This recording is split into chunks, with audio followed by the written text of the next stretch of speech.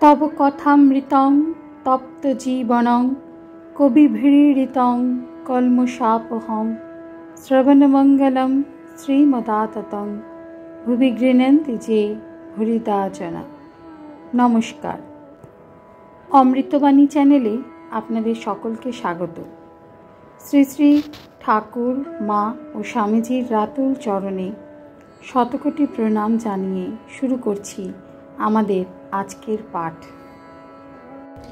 1885 October, ৪৪ পরিচ্ছেদ। শ্যামপুকুর বাটিতে হরিবল্লভ, নরেন্দ্র মিশ্র প্রভৃতি ভক্ত সঙ্গে শ্রীযুক্ত বলরামের জন্য চিন্তা। শ্রীযুক্ত হরিবল্লভ বসু।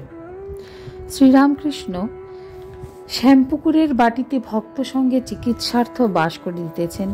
আজ শনিবার, আশ্বিন কৃষ্ণা অষ্টমী তিথি, 16 কার্তিক, 31 অক্টোবর 1885 খ্রিস্টাব্দ। বেলা 9টা। এখানে ভক্তেরা দিবারাত্রি থাকেন ঠাকুরের সেবার্থ। এখনও কেহ সংসার ত্যাগ করেন নাই। বলরাম সপরিবারে ঠাকুরের সেবক। তিনি যে বংশে জন্মিয়াছেন সে অতি ভক্ত বংশ। পিতা বৃদ্ধ হইয়াছেন, বৃন্দাবনে একাকী বাস করেন তাহাদের প্রতিষ্ঠিত শ্রী শ্রী শ্যামসুন্দরের কুঞ্জে। তাহার পিতৃব্যপুত্র শ্রীযুক্ত হরিবল্লভ বসু ও বাটির অন্যান্য সকলেই বৈষ্ণব। হরিবল্লভ কটকের প্রধান উকিল। পরমহংস দেবের কাছে বলরাম যাতায়াত করেন, বিশেষত মেয়েদের লইয়া যান। শুনিয়া বিরক্ত হইয়াছেন। দেখা হইলে বলরাম বলিয়াছিলেন, তুমি তাহাকে একবার দর্শন করো, তারপর যা হয় বলো। আজ হরিবল্লভ আসিয়াছেন। তিনি ঠাকুরকে দর্শন করিয়া অতি ভক্তিভাবে প্রণাম করিলেন। শ্রীরামকৃষ্ণ, কি করে ভালো হবে? আপনি কি দেখছ, শক্ত ব্যামো? হরিবল্লভ, আজ্ঞা, ডাক্তারেরা বলতে পারেন। শ্রীরামকৃষ্ণ, মেয়েরা পায়ের ধুলা লয়, তা ভাবি একরূপে তিনিই ভিতরে আছেন, হিসাবানি। হরিবল্লভ, আপনি সাধু, আপনাকে সকলে প্রণাম করবে, তাতে দোষ কি? শ্রীরামকৃষ্ণ, সে ধ্রুব, প্রহ্লাদ, নারদ, কপিল এরা কেউ হলে হতো। আমি কি? আপনি আবার আসবেন। হরি, আজ্ঞা, আমাদের টানেই আসব। আপনি বলছেন কেন?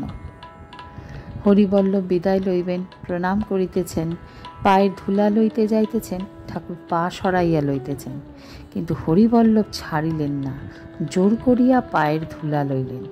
হরিবল্লভ গাত্রোত্থান করিলেন। ঠাকুর যেন তাহাকে খাতির করিবার জন্য দাঁড়াইলেন। বলিতেছেন, বলরাম অনেক দুঃখ করে। আমি মনে করলাম একদিন যাই, গিয়ে তোমাদের সঙ্গে দেখা করি। তা আবার ভয় হয়, পাছে তোমরা বলো একে কে আনলে। হরি, ওসব কথা কে বলেছে? আপনি কিছু ভাববেন না। হরিবল্লভ চলিয়া গেলেন। শ্রীরামকৃষ্ণ মাস্টারের প্রতি ভক্তি আছে, তা না হয় জোর করে পায়ের ধুলো নিলে কেন? সেই যে তোমায় বলেছিলাম, ভাবে দেখলাম ডাক্তার ও আরেকজনকে, এই সেই আরেকজন, তাই দেখো এসেছে। মাস্টার, আজ্ঞে ভক্তিরই ঘর। শ্রীরামকৃষ্ণ, কি সরল!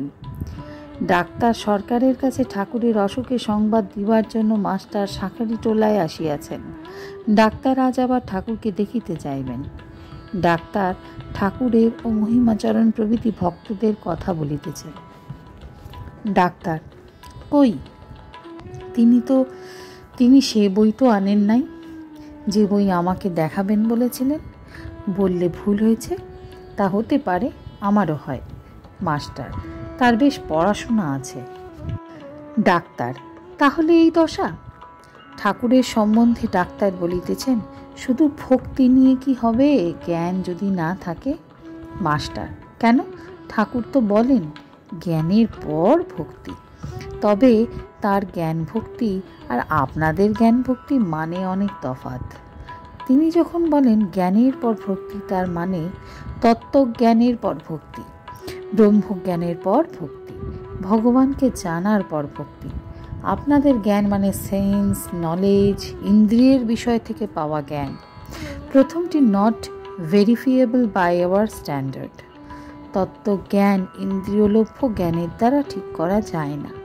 দ্বিতীয়টি ভেরিফিয়েবল অর্থাৎ জড় জ্ঞান। ডাক্তার চুপ করিয়া আবার অবতার সম্বন্ধে কথা কহিতেছেন। মাস্টার ডাক্তার, অবতার আবার কি?